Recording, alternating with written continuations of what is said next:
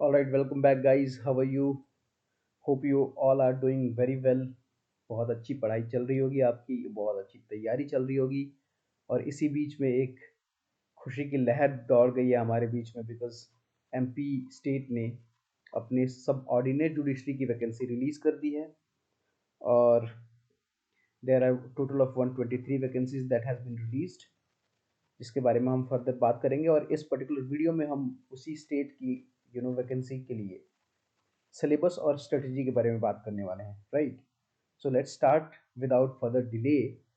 So guys, if you're coming for the first time on my channel, please subscribe to it. If you haven't yet subscribed to it, please do it. Why? Because it will serve dual purpose. One, it will keep you updated with the content that I post on my channel, and two, it will help me guys to grow my channel, because it is mutual, consent. It is mutual benefit that we are giving to both of us, to you and to me. So it becomes ethically, ethical responsibility of each one of us, be it for me, be it for you, that if I have promised you कि मैं सारे videos डालूंगा pertaining to the judicial preparation, that is ethically, though I am not legally bound, but I am ethically bound to do so, isn't it? Similarly, अगर आप subscribe कर देंगे तो that gives me immense kind of motivation to keep you posted with right content, right? And अगर आपको पसंद आता है तो you do like it, you know like जो बटन है उसको प्रेस कर दिया करिए। एंड कमेंट्स, मैं पढ़ रहा था कमेंट्स आपके, बहुत अच्छा लगता है यार, इतने पॉजिटिव कमेंट्स आते हैं तो। एंड शेयर करिए, अगर if you know your friend who needs this video, उसके साथ शेयर कर लीजिए इसको, right? So without further delay let us move. So कुछ डेट्स के बारे में बात कर लेते हैं। सबसे पहले तो the application will start from 29th December and it will end till it will end on 27th January, ठीक है ना, 2022। तो आप लास्ट डेट का इंतज़ार मत करिए, आप अभी फॉर्म भर दीजिए, ठीक है ना। वैकेंसीज कितनी है? टोटल 123 वैकेंसीज हैं, which has been divided into 62 for general categories, 62 for general, and then कितनी है, 19 for S Cs, 25 for S Ts, and then 17 for O B Cs. तो ये तो आपको पता होगा, ठीक है ना। चलो आगे बढ़ते हैं। अब हम आ जाते हैं अपने मेन कंटेंट पे, that is syllabus for this examination. सबसे पहले हम पीटी की सिलेबस की बात करेंगे और उसके बाद मेंस की बात करेंगे। पीटी में best part about MP that I really like, and I think every state shall follow this approach, ठीक है ना, इज दैट उन्होंने सिलेबस में एक काम किया है कि उन्होंने number of questions, they have pre-decided it and they have let you know, the aspirants को उन्होंने बता दिया है कि भाई देखो, ये सब्जेक्ट्स हैं और इस सब्जेक्ट से इतने क्वेश्चंस आ रहे हैं, तो अपनी स्ट्रेटेजी तैयार कर लो आप। तो ये क्या करता है, ये हमें हेल्प करता है हमारी स्ट्रेटेजी को तैयार करने में। क्योंकि मैं हमेशा से कहता हूँ कि examination is more than what you know, it is it is more than the knowledge that you have. It is about the strategy, it is about this approach, it is about the smartness of a candidate. Because apart from the knowledge that you have, they also is a, you know assessing the kind of aptitude, the kind of attitude that you have, ठीक है ना। तो चलिए, constitution से कितने questions पूछे जा रहे हैं? 10। सबसे पहले हम देख लेते हैं मेजर सब्जेक्ट जो है कॉन्स्टिट्यूशन से 10। ये है सीपीसी आपका, जिससे 15 क्वेश्चंस पूछे जा रहे हैं। उसके बाद देखो एविडेंस से कितने क्वेश्चंस पूछे जा रहे हैं? 15 क्वेश्चंस पूछे जा रहे हैं। उसी तरीके से आईपीसी से क्वेश्चंस कितने हैं? 15। फिर सीआरपीसी से 15। यानी यहीं से देखो कितने क्वेश्चंस हो गए, 70 क्वेश्चंस होंगे। कहाँ से? Constitution, CPC, evidence, IPC, CrPC, 70 questions यहीं से हो गए। 150 क्वेश्चंस होते हैं टोटल, जिसमें से 70 क्वेश्चंस यहीं से हो गए। तो आपकी स्ट्रेटेजी क्या कहती है? चलो भाई, इस पे पहले फोकस कर लेते हैं, इनको पहले कंप्लीट कर लेते हैं। उसके बाद ये छोटे छोटे एक्ट्स हैं, जैसे कि टीपीए से 7 क्वेश्चंस हैं, ठीक है ना। कॉन्ट्रैक्ट से 8 क्वेश्चन हैं, बहुत ही लिमिटेड अमाउंट ऑफ क्वेश्चंस आते हैं। अगर आप प्रीवियस ईयर क्वेश्चंस को देखेंगे तो देखेंगे कि बहुत ही कम क्वेश्चन हैं इनसे, ठीक है।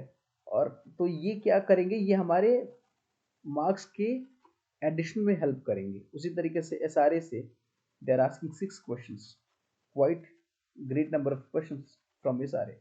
लिमिटेशन एक्ट से दे आर आस्किंग 4। तो लिमिटेशन को हमेशा सीपीसी के साथ पढ़ा जाता है। तो अगर आप देख लें तो सीपीसी प्लस लिमिटेशन का कितना हो गया, 19 क्वेश्चंस, ठीक है। उसके बाद ये 2 लोकल लॉज हैं एमपी के, एमपी अकोमोडेशन कंट्रोल एक्ट, उसके बाद एमपी लैंड रेवेन्यू एक्ट, जिससे 5 क्वेश्चंस पूछे गए हैं, यानी 10 क्वेश्चंस यहाँ से। उसके बाद आपका हो जाता है नेगोशिएबल इंस्ट्रूमेंट, ठीक है ना। नेगोशिएबल इंस्ट्रूमेंट से कितने क्वेश्चंस है, 5। इस तरीके से फिर देखो आप जनरल नॉलेज से क्वेश्चंस हैं। जनरल नॉलेज मैंने आपको बताया था कि जनरल नॉलेज भी इंपॉर्टेंट हो जाता है जुडिशरी के लिए, इसलिए मैं अपने चैनल पे जनरल नॉलेज से रिलेटेड भी कंटेंट पोस्ट कर रहा हूँ। और डेली एमसीक्यू तो आ ही रहे हैं, हर दिन, मतलब एक दिन नहीं तो अल्टरनेट डेज पे तो आपको एमसीक्यू मिल ही जाएगा। तो जनरल नॉलेज भी 20 क्वेश्चंस पूछे जा रहे हैं। कंप्यूटर से they are asking, it is new that I see in MP. Computer से they are asking 10 questions and English से they are asking 10 questions. So ये आपका सिलेबस है पीटी का, और पीटी का सिलेबस वही है जो मेंस के लिए। फर्दर हम मेंस की बात कर लेते हैं। तो देखिए मेंस का सिलेबस क्या है। मेंस को इन्होंने 4 पेपर्स में डिवाइड कर दिया है। they have divided it into 4 papers, जिसमें से कि first, third and fourth law से रिलेट करता है। किससे, लॉ से रिलेट करता है। और जो सेकंड पेपर है वो आपका लैंग्वेज और जनरल अवेयरनेस से रिलेट करता है, जिसमें सोशल इश्यूज के बारे में देर आस्किंग। देख लेते हैं एक बार। देखो फर्स्ट पेपर से they are asking civil law and procedure के ऊपर दे आर आस्किंग। तो देखिए कॉन्स्टिट्यूशन, आई डोंट नो उनको सिविल लॉ में क्यों इसको इंक्लूड कर दिया, बट ठीक है। कॉन्स्टिट्यूशन से, फिर सीपीसी से, फिर टीपीए से, कॉन्ट्रैक्ट स्पेसिफिक रिलीफ लिमिटेशन, मैंने आपको जब बताया था ना, लिमिटेशन को हमेशा सीपीसी के साथ पूछा जाता है। तो यहाँ ये आपका फर्स्ट पेपर का कंटेंट होगा, ठीक है। सेकंड पेपर से क्या होगा, देखो writing on social issues, 30 marks के क्वेश्चन यहाँ से पूछे जा रहे हैं। लीगल इश्यूज 20 मार्क्स के क्वेश्चन, तो थोड़ा सा ये हटके है, ठीक है ना, कुछ अलग नहीं है। सोशल इश्यूज में क्या, वुमेन एम्पावरमेंट, सोशल इक्विटी, ये सारी चीज़ें इश्यूज आती हैं, ठीक है ना। माइग्रेशन हो गया, पॉपुलेशन हो गया, ओल्ड एज प्रॉब्लम्स हो गई, ये सारी चीज़ें सोशल इश्यूज में आ जाएंगी। लीगल इश्यूज तो आपको पता ही है, because you are a law student, ठीक है ना। उसके बाद प्रेसेस राइटिंग होता है 20 मार्क्स का। ट्रांसलेशन, आपको देखिए, एक तो जुडिशरी का हमेशा से अप्रोच रहा है किसी भी स्टेट का, वो ट्रांसलेशन का पेपर पूछते ही पूछते हैं। अगर ट्रांसलेशन का नहीं पूछ रहे हैं तो लैंग्वेज पूछेंगे। उस स्टेट की जो लैंग्वेज है, ऑफिशियल लैंग्वेज है, उसमें इनटू इंग्लिश में।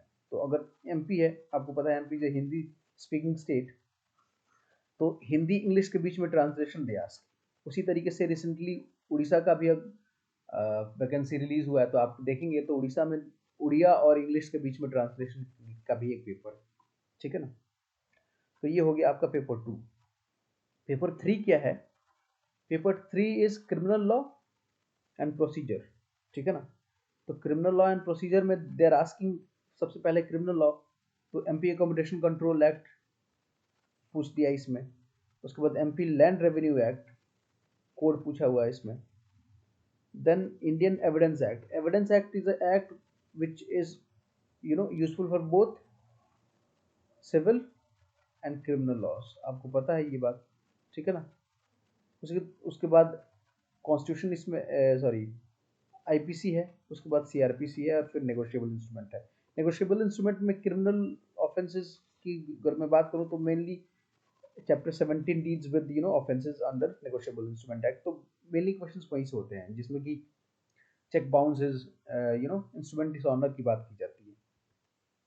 एंड देन फोर्थ पेपर जो कि जजमेंट राइटिंग का पेपर होता है, जिसमें फ्रेमिंग ऑफ इश्यूज के बारे में बात करते हैं। What is framing of issues, ये सिविल वाला मैटर हो जाता है, सिविल में इश्यूज फ्रेम करते हैं। देन फ्रेमिंग ऑफ चार्जेस होते हैं, ये क्रिमिनल मैटर होता है, क्रिमिनल में होता है। उसके बाद आपका जजमेंट एंड ऑर्डर राइटिंग हो गया, ठीक है ना।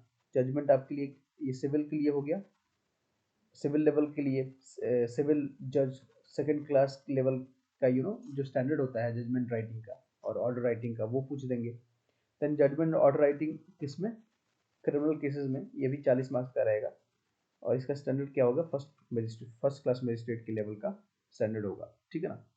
तो इस तरीके से very holistically they have segregated the syllabus and this is what I like about the MP, ठीक है। मध्य प्रदेश के बारे में ये बहुत अच्छी चीज़ लगती है मेरे को और मुझे लगता है ये अप्रोच हर एक स्टेट को फॉलो करना चाहिए।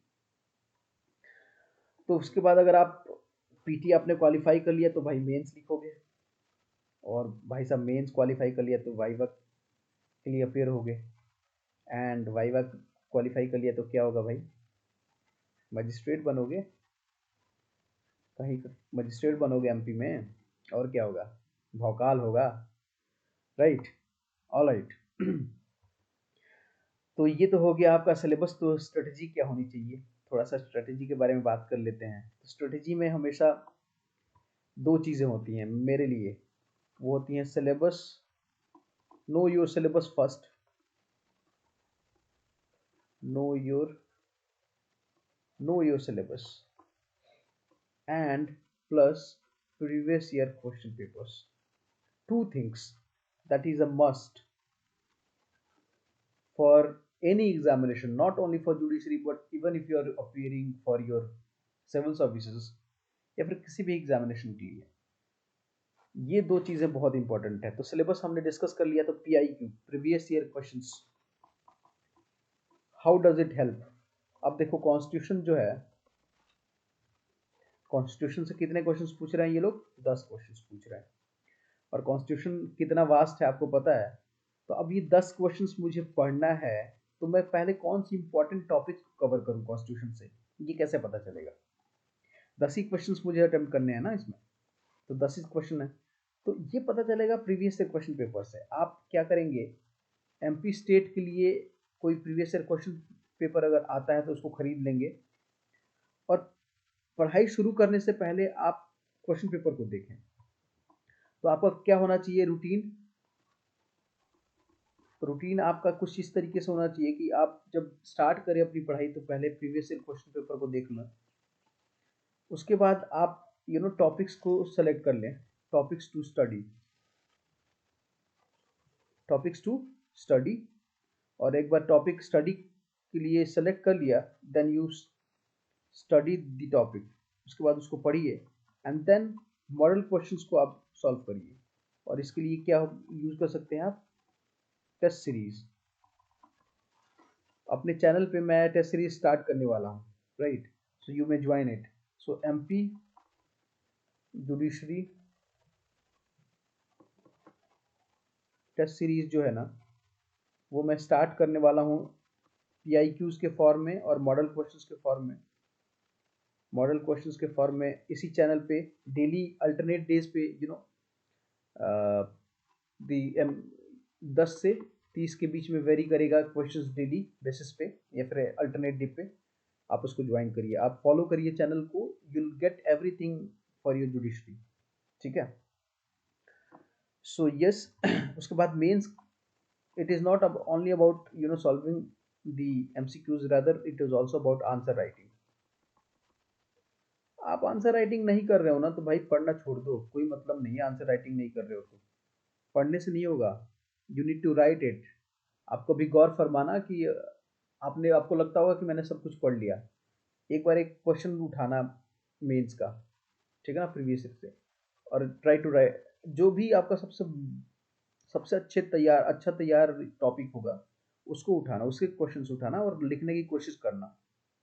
आई एम श्योर बहुत प्रॉब्लम होती है स्टार्टिंग में, so how will you correct it, लिखने की आदत डालो ना, डेली क्वेश्चन लिखो, डेली एक क्वेश्चन लिखो, एक से स्टार्ट करो, फिर उसको 1 2 3 ऐसे करके 1 घंटा 2 घंटा आप लिखने पर टाइम दो। तो आंसर राइटिंग बहुत इंपॉर्टेंट है, ठीक है ना। तो अब मैं आपको कैसे हेल्प करने वाला हूँ, तो डेली PIQ होगा अपने ही चैनल पे, उसके बाद डेली एक क्वेश्चन होगा, 1 और 2 क्वेश्चंस डेली दिए जाएंगे आपको, ठीक है ना। 1 और 2 क्वेश्चन डेली दिए जाएंगे, किसके लिए, आपके मेंस के लिए। और सोशल इश्यूज के बारे में, लीगल इश्यूज के बारे में, ठीक है ना। और उसके बाद डिस्कशन किया जाएगा रिलेटिंग टू एमपी। उसके बाद जीएस से भी, जीएस के भी वीडियोस और एमसीक्यूज डाले जाएंगे। तो ये सारी चीज़ें मैं अपने चैनल पर करने वाला हूँ, तो आप इसको फॉलो करिए, सब्सक्राइब करिए और अपने दोस्तों को भी बताइए कि आप सब्सक्राइब कर लें, और हम मिलकर तैयारी करेंगे। Alright, so this is all from my side for today guys. Thank you so much, and thank you so much। और अगर आपको ये वीडियो पसंद आया है तो लाइक कर लीजिए, और अगर आपने सब्सक्राइब नहीं किया है तो सब्सक्राइब कर लो सर, आप सब्सक्राइब कर लो यार, और शेयर कर दो यार, ठीक है ना। Thank you so much, have a nice day.